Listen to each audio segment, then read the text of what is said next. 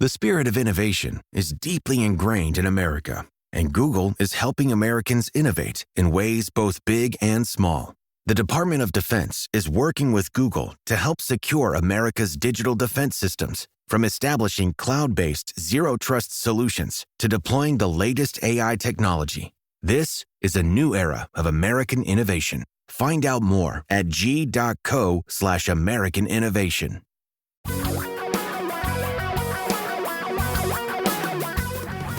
Reality radio for a really great future. We're talking real money. Hello, friends. Welcome to the Talking Real Money podcast with me, Don McDonald, and your friend Tommy Tangent. Yes, it's time to talk about money and anything that springs to mind here on the Talking Real Money podcast. Today, let's talk a little bit about you and others like you who do some dumb things. We all do those dumb things because we're, by definition, kind of dumb. Being human, we just do dumbness. Speaking of tangential, no, here we go. I'm already going. I started watching I love these documentaries. What's on now? The one about the woman in Utah. That comes up every time on Netflix, and I resist. I'm like, no, I did it finally. Debbie had watched a little of it, and I pushed the button. She goes, "Oh, I can't even watch the beginning of this thing." Let's talk depressing. About people being. Why are we so stupid? I don't get us anyway. But we're going to talk about how stupid we are with money. Now, I seem to remember. Now, by the way, this is not to imply any skill or knowledge on our part. We are as dumb as you when it comes to the future. We're all equally stupid. Although some of you think you're smart, you're really not.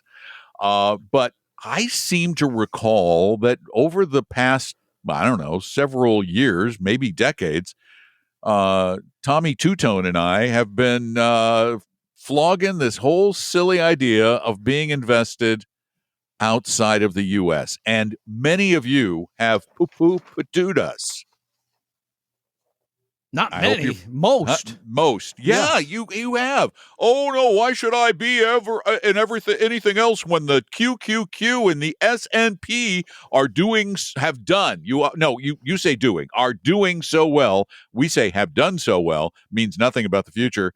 And, what's happened to those that you loved lately? Yeah, and there's been quite a differential, by the way, between international stocks and U.S. stocks, especially those concentrated in the Magnificent Seven and other types of sector funds there. You mentioned the QQQ. It's fascinating because going into the year, it was all going to be about America first, right? The new president of the United States, et cetera, was saying the tariffs, U.S., et cetera. And what's happened? The markets have responded by doing the exact opposite. It's fascinating. Absolutely fascinating. So, for example, iShares MSCI Germany ETF, well, that's up almost 25% year to date, right? The iShares 22-ish. The ICMSCI ACWI XUS ETF. No, hold on, you really did that badly. I did do it. The badly. iShares. Thank you. MSCI ACWI. I got that part. All cap. Yeah. World Index. XUS. Yeah. Without the United. Okay. No. So very simply, it's the entire international equity market. Yeah. I just think it's when you say X, it brings up emotion in me that probably shouldn't be there. But the fact is, you threw out all those letters and everybody's going, IMSCI, ACWI, What's he talking about? US. You're talking about the stocks other than the U.S. Other than the U.S. There you go. Which is up about 10% year to date. And that's just year to date. That's 2025 alone so far. But here's the part that's fascinating. When you take that and then you compare it to the Standard & Poor's 500, which has been up and down, that has down about 5% year to date. So there's this 15% difference. I'm about 15. I'm trying to be general here. And the same thing with technology. Bitcoin, don't get me going. Oh, we're not even going to talk about that. The triple Q down about 5.5% year to date, or it was down about 5.5% year to date mid-March. But what does this point out? What does this tell investors? That we should have known and should have just suddenly gotten into international stocks in December? Well, you're reading the headlines now. There's one at Morningstar. Is it time now for international funds to shine? Well, we don't know that. Well, we know they have shown a bit. A bit of shining going on. But the thing is, as we've told you, always be globally diversified. Don't try to find the place that's going to be best, the place or the sector or the stocks or whatever it is, because doing that is a fool's errand, right? I mean, sort of chasing the things that have been good. Foolish. And we continue as investors and gamblers to behave in very foolish fashion, which is why it always fascinated me that a company that was designed to help people invest called themselves the Motley Fool.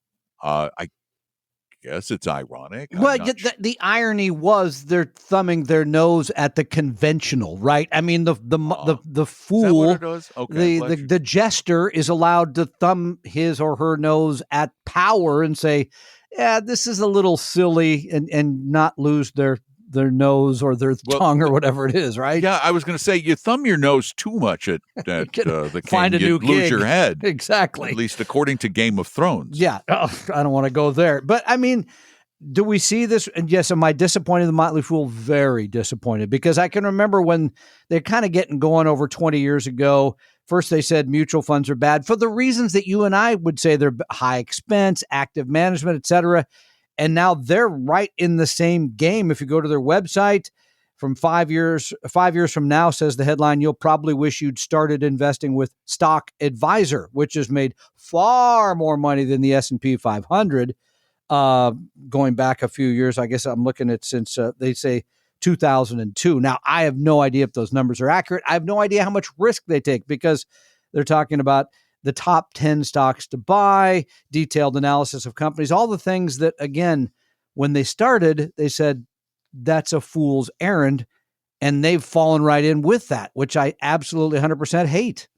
Yeah, and the thing that trips us up as investors, well, not me, but you apparently, are these foolish notions and foolish concepts and foolish products that for some reason, if somebody writes a glowing article about them, you think you should try them out. I got a new one for you, too. Yeah.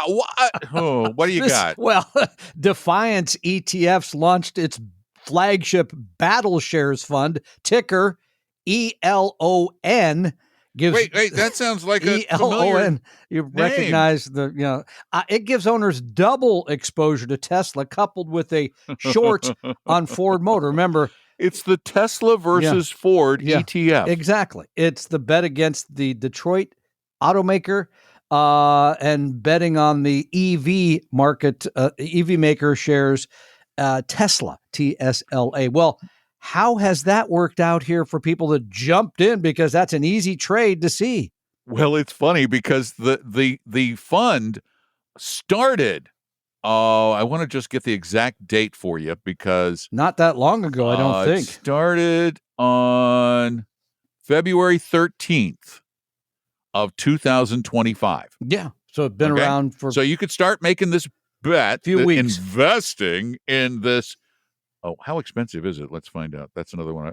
1.3% expense. Well, so it made them a lot of money. It didn't make them a lot of money, but because Tom, they have total assets of $750,000. Okay, so they're getting going. It's warm. But their return so far this year is negative 64%. Ooh, I don't like they've things lost in my 65% of their value. 2/3 of the money has gone away.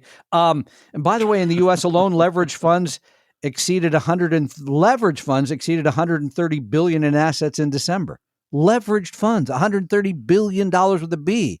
See, leverage. Really? We and this comes from the real estate industry. I blame the real estate industry for this and our preoccupation with buying homes and thinking they're great investments. And that is, leverage can dramatically enhance your return, as we see in stock or in our real estate because you put 20% down and the price goes, doubles.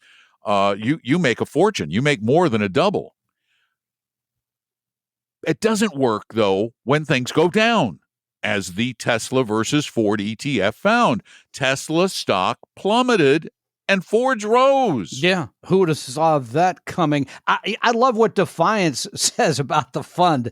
This is the ELON. It provides investors with a unique opportunity to gain exposure to the ongoing transformation within the automotive sector, capitalizing on the divergence between innovation and tradition.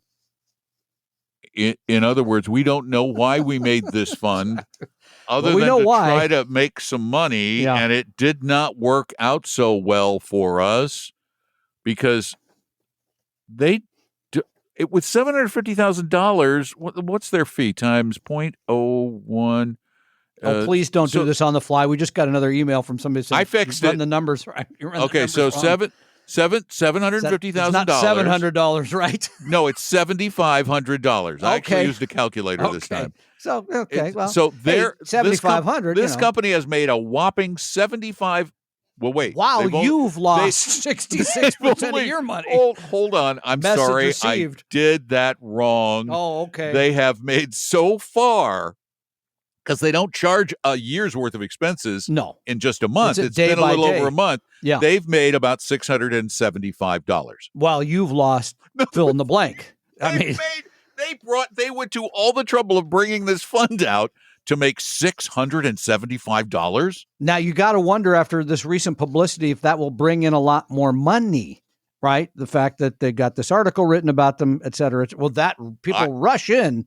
I would hope whoever funded this operation pulls all of their money out and shuts the dumb thing down. I hope so too. But let's talk about financial fools for a moment. Financial tomfoolery. That's because that's what we were talking about. I mean, tomfoolery. I love that. So, I mean, the fools you don't want to pay attention to are the people that trade frequently, right? They're buying in and out. They're responding to whatever's going on in the market. Yep. Yes. They respond to their feelings and intuition. Right? See, the problem is they confuse feelings and intuition with foresight. Yeah. They believe that and I was getting to believing you have foresight is foolish. Yeah. Getting to that. They act on things that they think they know that others don't. That happens all the time. Yeah. And they for some reason, they believe that because they read it in the newspaper, only they knew it. Or on the online newspaper. Yeah. Do you realize that more than one person read that same publication you read? That's moronic. Imagine if I'm going to use a new word every time. Moronic. For foolish. Yeah, moronic. Imagine if I acted on the stuff I read in the Wall Street Journal, which I read in the afternoon, the printed version. Anyway, so you'd be imbecilic. Really silly. Number 3, they know someone who can outsmart the market. You hear this all the time. Well, I got a guy. And that's no offense against women. I got a girl. I mean, that is somehow been smarter, has seen the future, et cetera. Those are the fools you don't want to pay attention to. Now, or the dimwits. The fool you do that are sardonic in some way, I guess. I mean, are you talking Don and Tom? Exactly. They would tell you to buy a diversified portfolio and hold it through all the headwinds, through all the things that are coming at you. They would tell you to keep your costs low because that's paying 1.3% for ELON, that's nuts. Paying anything like that for a fund. Well, yeah, crazy. You got that versus 0.03% for BND. Yeah. So yeah. You take your pick. And then they would tell you to pay attention to taxes, not all the rest of the tomfoolery that's out there. That sounds so simple, Tom, which makes us, I think, simpletons. I'd rather be the tomfoolery. It's more fun. Well, at least you're not a bonehead or a numbskull. I love all I've been these. all those. I've been those too. Can you tell I got my thesaurus out? Oh, yeah, mutton head. Dunderhead, you pudding head. So back to where we started. Yes, you should be invested internationally. Yes, you should always be invested in international stocks.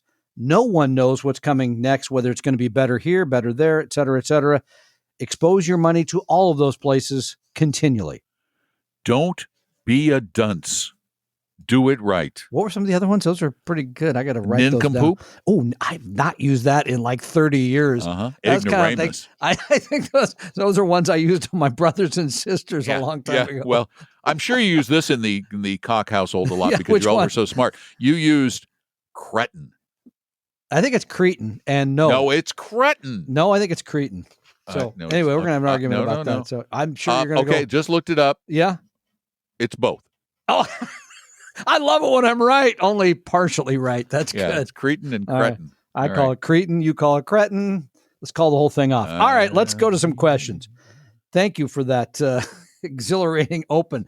Doug from Jasper, Alabama, writes a lengthy question. So you got to hang with me. All right. Seeking a little confirmation that I'm investing in the proper funds, given the limitations I have at my job. Says, I will receive a pension when I retire, which may occur next year. Plan to wait on Social Security until 70 years of age. Good for you.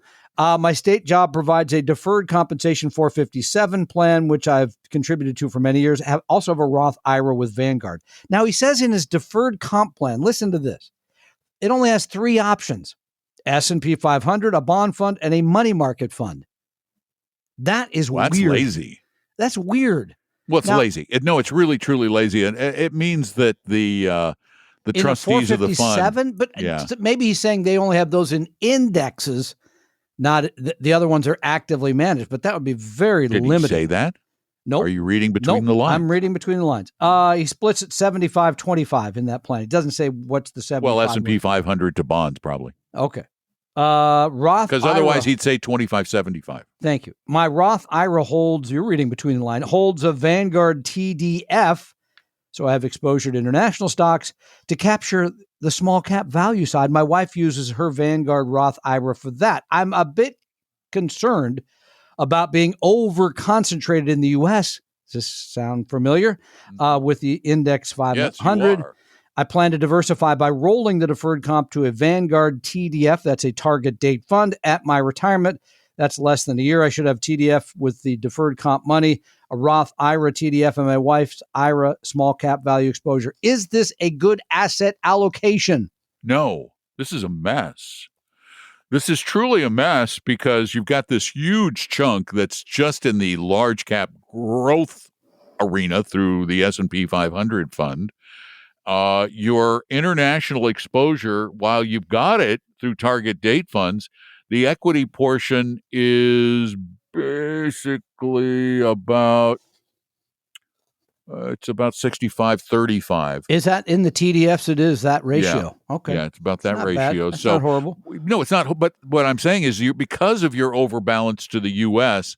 in your 457, you now need more international. You need to add an international portfolio. And by the way, you're not getting much in the way of small cap. You're not really getting a small cap tilt. Now you listen, you nincompoop. Let me go back, okay? Not Doug. I'm talking to you. Word. Yeah, thank you, because I really like that one. Numbskull. That's a good one too. Here's what I would do. Since you're going to be moving the money in a year, I wouldn't change anything now. That's it. But here's what I would do once I move the money. Then I would say, okay, first, what do I want my stock to bond ratio to be? Right. You got to know that. That's first. Then I would say out of that, okay, I'm going to have 75% in stock, 60, whatever it is. Proper division between U.S. and international, large and small value and growth.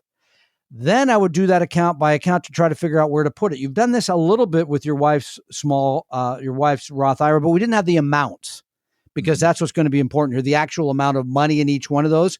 But start at the highest level, work your way down, and then divide the accounts appropriately. Doesn't that make sense? Yes, that makes sense. You could, and you have time to plan and do all the things, get all the prep work out of the way. But again, it's a matter of understanding your risk profile, which is tolerance and need, really having the numbers down and making sure that you are at least close to the market's tilt between U.S. and international eventually, and that you, if you can, throw in a little small kicker. Yeah, and if I can make a suggestion here, this is not a sales pitch, but if you're retiring in a year, probably should have a professional at least look over your shoulder, say, maybe get a plan done. Yeah, just to make it all work.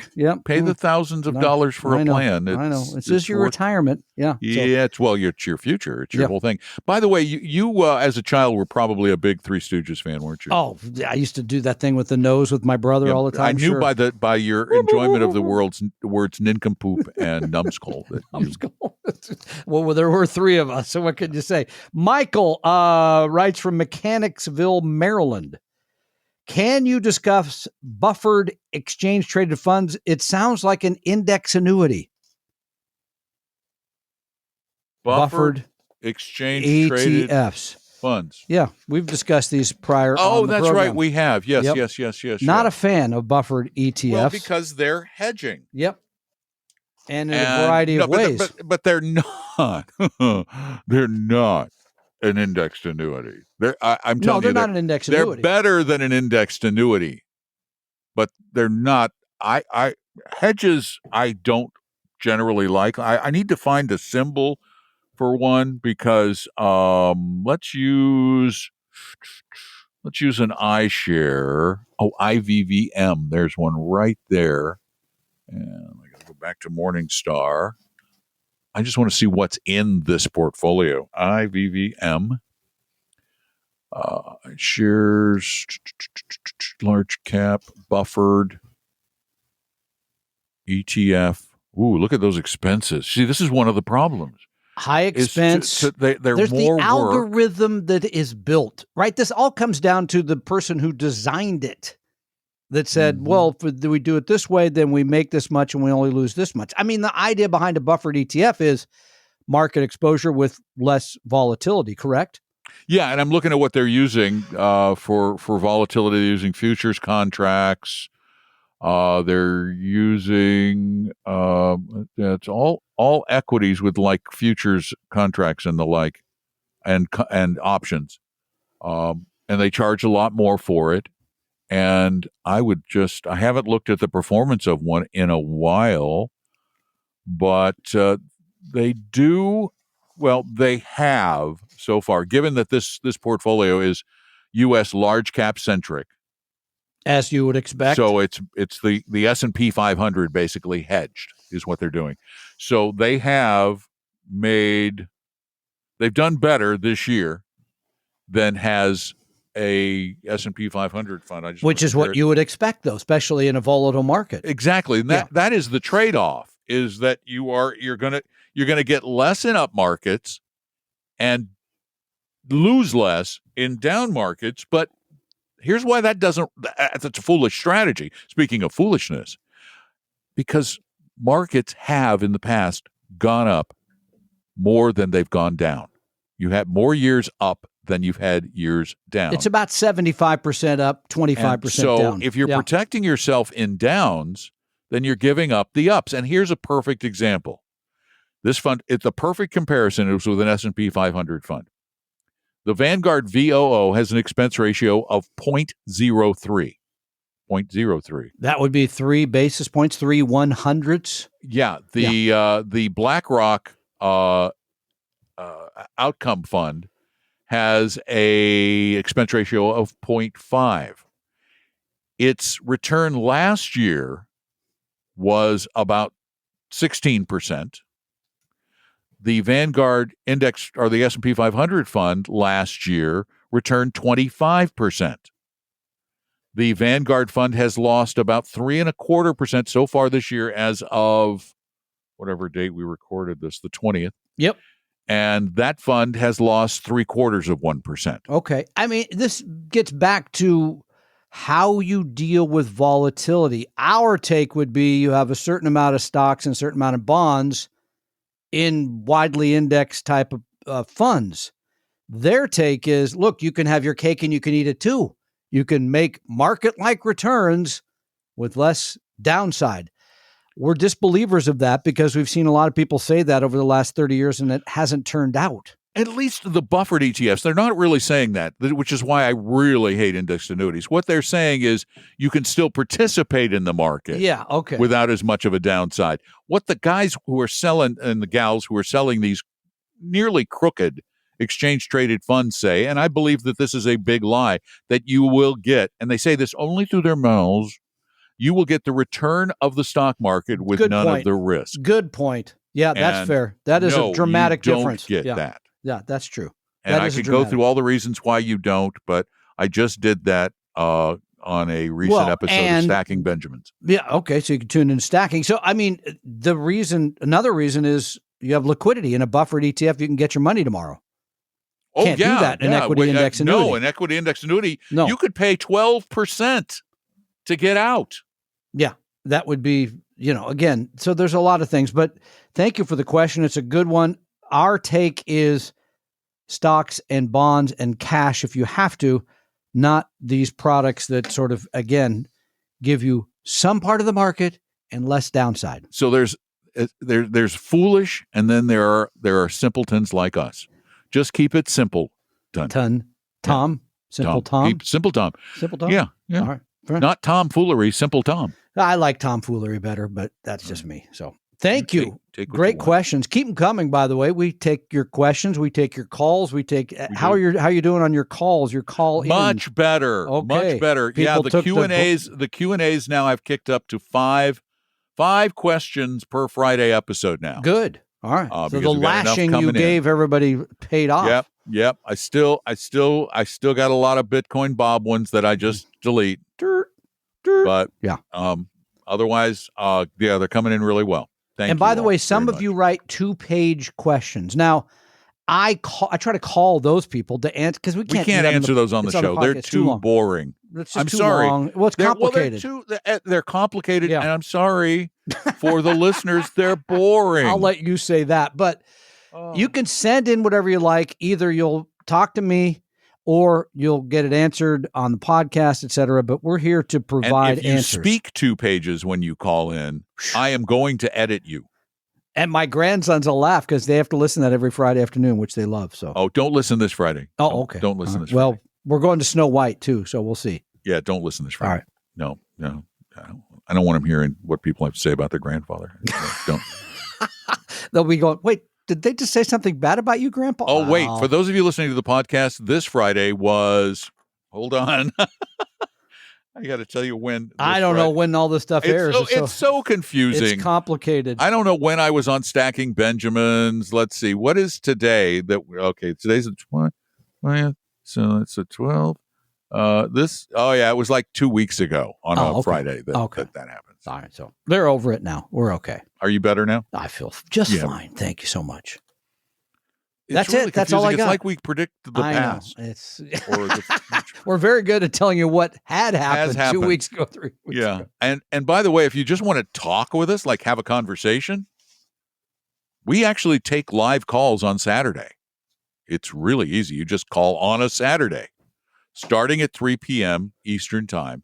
That's noon Pacific. Noon Pacific, 855-935-TALK, We or all love the other it. questions put in through talkingrealmoney.com. We get people calls from all over the country. It used to be just Seattle, right? Because the show's We get people in who Seattle. call us from all over the world.